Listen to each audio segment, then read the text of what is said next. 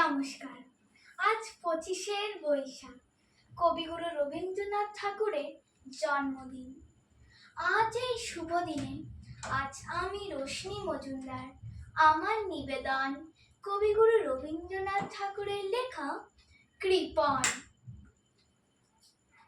আমি ভিক্ষা করে ফিরতেছিলেন গ্রামের পথে পথে, তুমি তখন চলেছিলে তোমার স্বর্ণ রথে। অপূর্ব এক স্বপ্ন সম লাগতেছিল চোখে মম। কি অপূর্ব শোভা তোমার, কি অপূর্ব সাজ। আমি মনে ভাবতেছিলেন এ কোন মহারাজ।